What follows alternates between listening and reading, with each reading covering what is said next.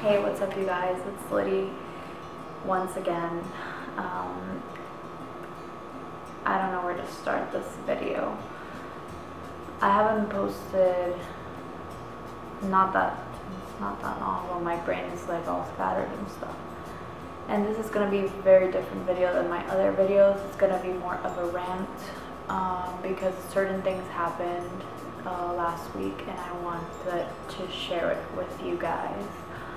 I know that a lot of us have gone through similar experiences as this, and just knowing that you're not alone can make you feel a little bit better.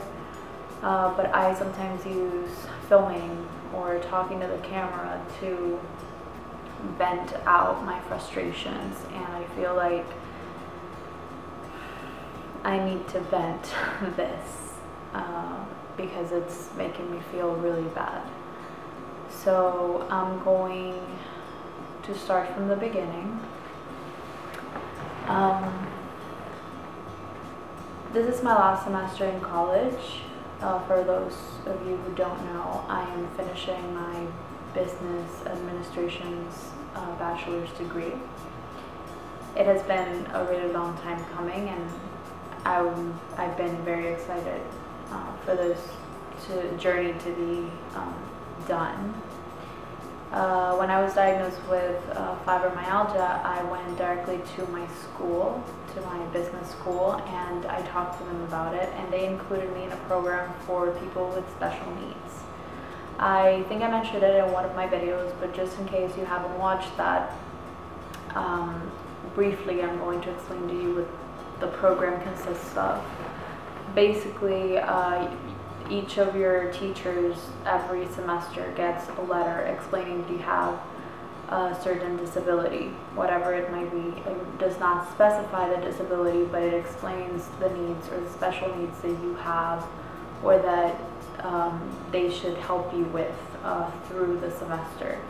I must learn the same thing as the rest of my class, but the only difference is that I get a little more flexibility with giving in work a little bit late if I need to, or with the tardiness, because as you know, it's hard to move sometimes, and that could, be an obstacle for me to get on time for that specific class. And the absences as well, it takes them into consideration because you are sometimes incapable of moving from your home, which is something that I suffer through sometimes. So this semester has been a little bit harder than the rest. I am planning my wedding. I get married in January, so it's been a lot of things together, plus my thesis, plus everything. It's been very stressful, and my symptoms have been acting up a lot. I've been very anxious and in a lot of pain, and more than pain, I think fatigue is the one thing that's been kind of stressing me out the most this semester. And I had an issue last week with one of my teachers, and that's what this video is about. Not specifically about this story, but more to, I don't know, it's kind of like just to give you a sense of what we go through, not with our teachers, but with anyone in particular who doesn't understand the illness and who is blinded by the fact that you don't look sick, which is such a disgusting term, and I'll get into that. So basically, this teacher, I have 5 classes this semester, and this teacher, I've had him before on 4 other classes, all of which I've gotten A's through. He's a very difficult person to deal with. He's just a difficult person to deal with. Usually I can get along with mostly everybody, and I get along with this teacher as well, but he's just a difficult kind of man, and he wants to make things harder than they should be on everybody. And it depends on his state of mind and what he's feeling like. It depends on his mood, basically the way that he's acting on a certain day. So I get to my class, which is my thesis class. He's my advisor, and I had been absent for 2 classes straight, which means 2 weeks. This is a class I only have once a week, and it was kind of a shock when I got to class, and he was like, I think you're gonna have to drop out and take this class like another semester because you've missed too many classes, and the work that you should have given me the last class you didn't, and I'm not gonna receive it. And my heart dropped, and I was like, didn't you get a letter? Like, I have like a certain condition that makes it difficult for me to do certain things. And in front of the entire class, he was speaking to me like, I don't care about your excuses. You have to go to the school. I have to talk to the director and have a meeting with her to see if I can permit you back into my class once again. And I was in shock because I know this teacher. I've gotten straight A's with him. He knows me as a person. I usually try to have like a good relationship with my teachers. I say hello to them every single day. I like, just treat them nicely like human beings, because a lot of students are very disrespectful and they don't even like say hello to their teachers or anything if they see them on the street. I'm not like that. I'll say hi, like, you're a human being. I know you, so hello. And I thought that because of that, and him knowing the commitment I have to my studies, and because I had given him like all my other work for my thesis, basically we're almost done. We're already in the results stage with graphs and all of that, but I had done the 4 previous chapters of the thesis. In total there's 6. I had done 4, and half of the 5th. I only missed like, I think it was 2 kinds of results or something like that, that I was missing to, be at the same level than everybody else in my class.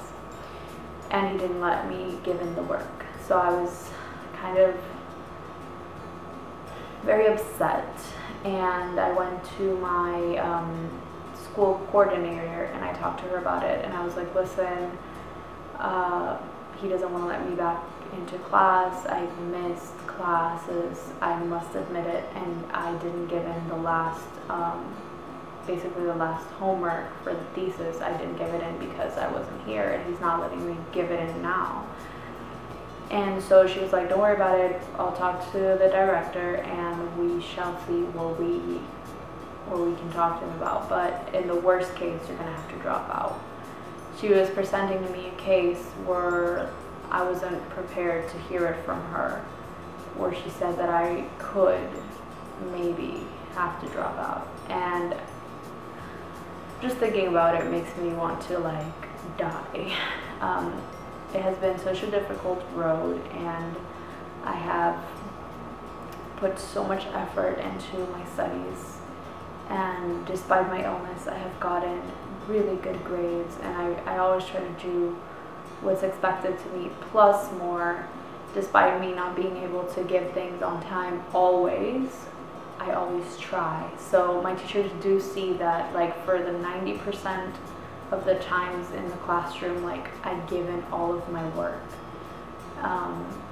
Maybe 10% I'll have to give it like another day or something because I couldn't finish it, but the effort is there. Like, I give in 110% at what I do.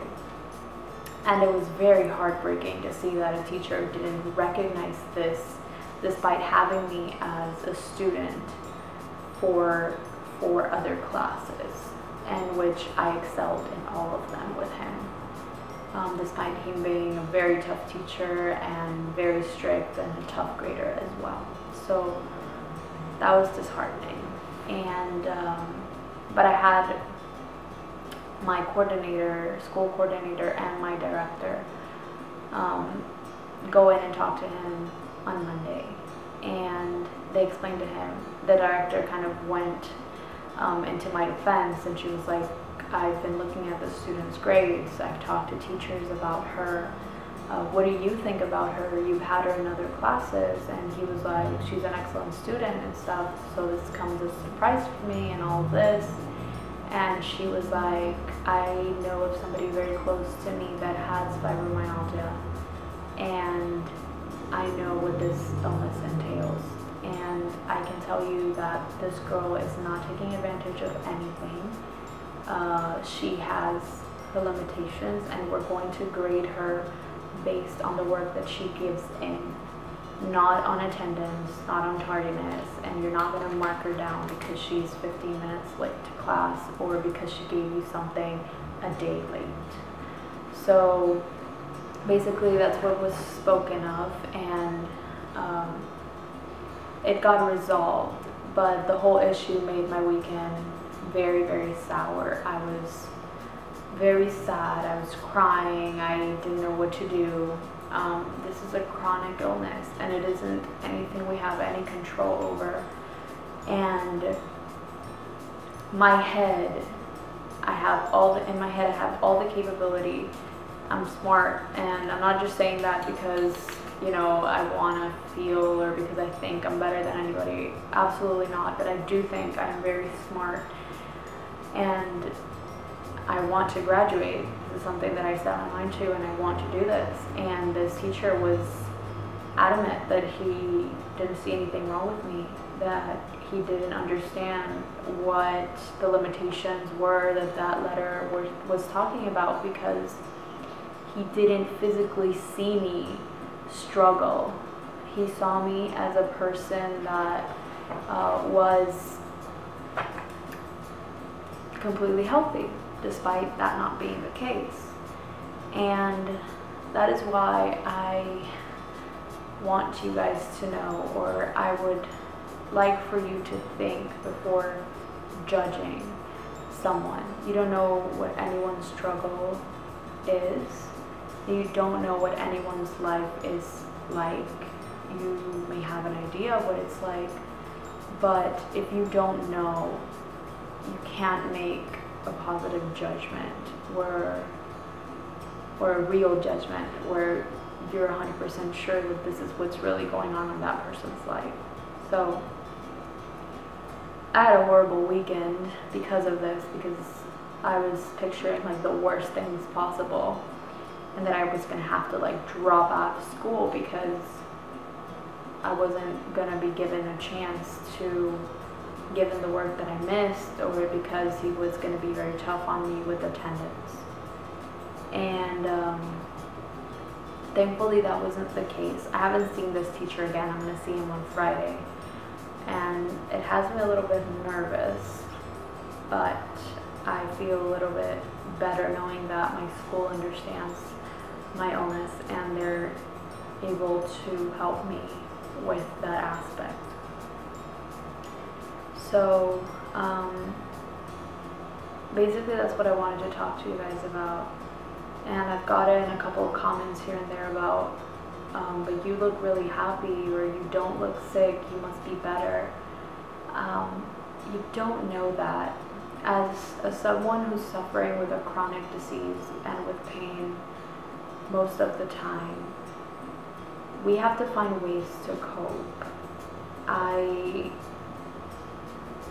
will seem like I am super happy and completely normal at all times, because I don't want to be talking about my illness 24/7, and I'm not going to be crying around and like, you know, begging for people to help me or anything, because I know that there's nothing anyone can do for me.